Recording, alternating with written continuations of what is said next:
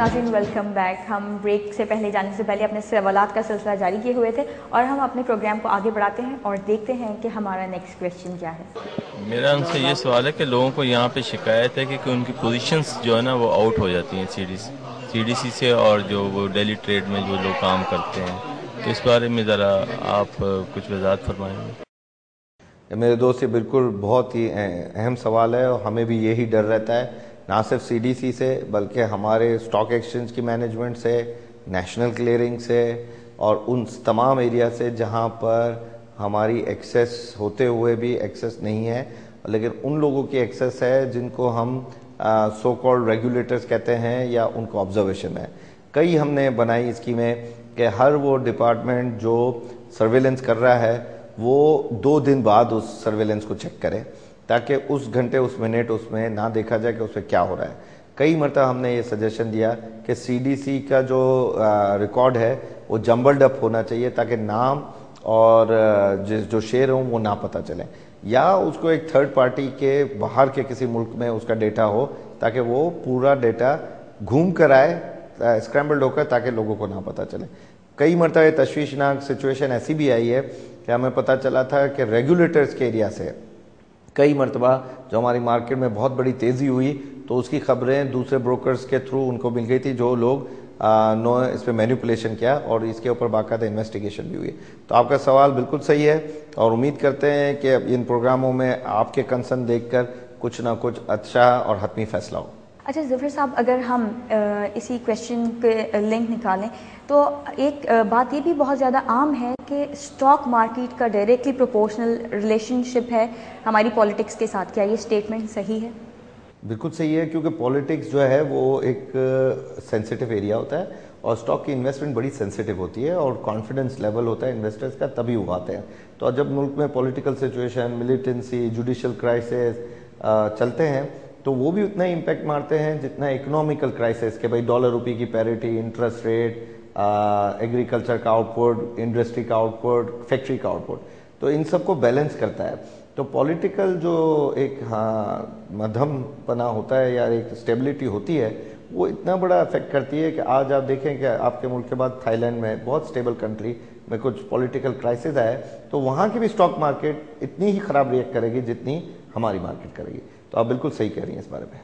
इसके साथ ही हम देखते हैं कि हमारे जो अवाम का अगला क्वेश्चन क्या है और उनकी अगली आवाज़ क्या है। ज़फ़र मोदी साहब, मेरा आपसे ये सवाल है, हमारी मईशत को इस वक्त किन मसाइल का सामना है और इसको किस तरह बेहतर बनाया जा सकता है? मेरे दोस्त, बहुत लंबा जवाब है, प्रोग्राम इतना बड़ा नहीं है, लेकिन जो मेन मसाइल है वो यही है कि हमने अपना इंफ्रास्ट्रक्चर तबाह करके बैठे हैं, हमने अपने बच्चों को बगैर पढ़ाए हुए बिठा कर रखा हुआ है, हम लोगों ने वहाँ पर कोई इन्वेस्टमेंट नहीं की जो हेल्थ और एजुकेशन की तरफ जाए।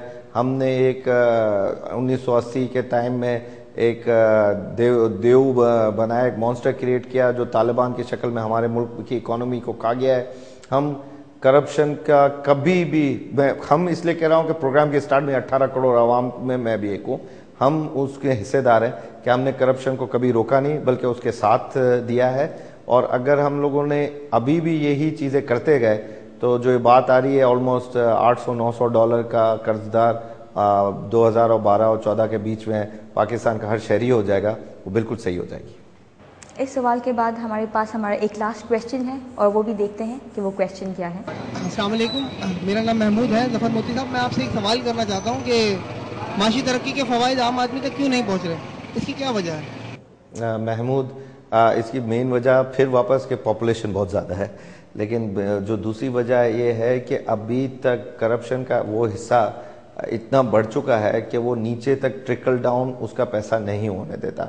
और यही पैसा जो है हम कभी देखते हैं कि स्विस बैंकों में है, कभी देखते हैं कि वर्जिन आइलैंड में है, कभी देखते हैं कि इस मुल्क से जा चुका है और बड़ी बड़ी इंडस्ट्रियाँ यूरोप के मुल्कों में भी लगा रहा है या रेंचेस ले रहा है अमेरिका में। तो उसका जो फ़ायदा जो आपकी मेहनत का है उसका फ़ायदा आप तक इसलिए नहीं पहुंच रहा कि बाय द टाइम जब ये मेहनत का सिला मिलता है तो पैसा ही गायब हो जाता है। और यही पैसे को दुनिया में और गवर्नमेंट और स्पेशली जुडिशरी ने कोशिश की है कि वापस लाने की और इसको ढूंढने की।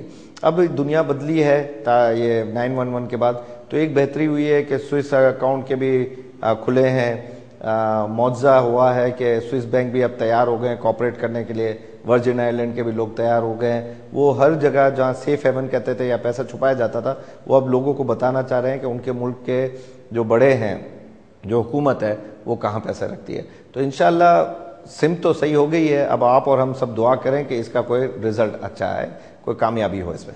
Thank you. अच्छा, आपने अभी ये जो बात की, तो इस मतलब कि अगर हम इसी ज़मन में बात करें तो क्या हमारे जो इकनॉमिस्ट प्लान ड्राफ्ट करते हैं वो इतने साउंड होते हैं कि उनके ऊपर अगर अमल दरामद किया जाए तो वाकई में वो मस्बत असरात और मस्बत नताइज यानी बरामद हम उनसे कर सकते हैं, या फिर हमारे इकनॉमिस्ट के जो प्लान्स होते हैं वो होते बहुत पावरफुल हैं लेकिन उनको अमल दरामद करने में कहीं ना कहीं कोताही हो जाती है।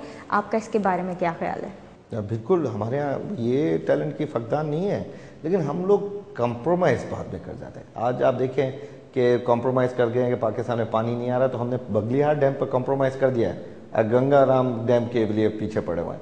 हम हर जगह कंप्रोमाइज़ करते हैं कि अगर नॉर्थ पाकिस्तान इंडस्ट्री के बगैर है तो हम कंप्रोमाइज़ कर गए हैं, साउथ में इलेक्ट्रिसिटी जाती है तो लड़ने जाते हैं, हम कॉम्प्रोमाइज़ करते हैं। अगर इकोनॉमिस्ट की बात सुनी जाए और इकोनॉमिस्ट पॉलिटिकल एफिलिएशन ना रखे, यानी किसी पॉलिटिकल पार्टी का ना हो, तो अच्छे अच्छे इकोनॉमिस्ट पढ़े हैं, दुनिया में बड़े माने गिरामी पाकिस्तानी के इकोनॉमिस्ट हैं, हमारे पास नोबेल प्राइज़ विनर्स हैं, हमारे पास रिसोर्सेज हैं, ऑप्टिमिज्म बहुत है, रिस्क लेने वाले बहुत हैं, ताजराना सलाहियत बहुत है। मुश्किल ये आ जाती है कॉम्प्रोमाइज़ कोई करता है और भरता कोई है। तो ये एक बहुत बड़ी डिबेट हुई। इंशाल्लाह नेक्स्ट टाइम मैं आऊँगा आपके प्रोग्राम में और इंटरनेट पर आपका प्रोग्राम देखूंगा तो ज़रूर इसके बारे में डिस्कस करेंगे। ज़फ़र साहब, आपका बहुत बहुत शुक्रिया कि आप हमारे प्रोग्राम में आए और हमारी अवाम के जितने भी सवालात थे, जितने भी उनको दरपेश मसाइल थे, उनको बहुत अच्छे अंदाज में एंटिसिपेट किया, बहुत ही पॉजिटिव अंदाज में उसको रिस्पॉन्स किया। आपका बहुत बहुत शुक्रिया। आपके साथ साथ मैं अपने नाजरीन को भी बताना चाहूँगी कि नाजरीन, जैसा कि मैंने आपको पहले भी बताया था कि हमारे प्रोग्राम जिसका नाम है बोल के लब आज़ाद है तेरे, इसका बुनियादी मकसद हमारे माशरे में फैलते हुए इंतशार को कम करना है। और उम्मीद करती हूँ कि हम ज़्यादा नहीं लेकिन थोड़ी हद तक तो ज़रूर कामयाब हो गए होंगे आपको ज़हनी सुकून मैसर करने में, और उम्मीद करते हैं कि आप भी हमारी इस काविश को ज़रूर सराहेंगे। लेकिन अभी हमारा प्रोग्राम यहाँ पर ख़त्म नहीं होता, हमारे प्रोग्राम का लास्ट सेगमेंट बाकी है जो कि बेस करता है गेस्ट पर्सनैलिटी एनालिसिस पे, जो कि मबनी है उस तमाम डिस्कशन के ऊपर जो कि हमारे गेस्ट के साथ हुई और हमारी ऑब्जर्वेशन के ऊपर। लेकिन वो सब हम प्रेजेंट करेंगे आपको एक छोटे से ब्रेक के बाद। कहीं मत जाइएगा, हमारे साथ रहिएगा।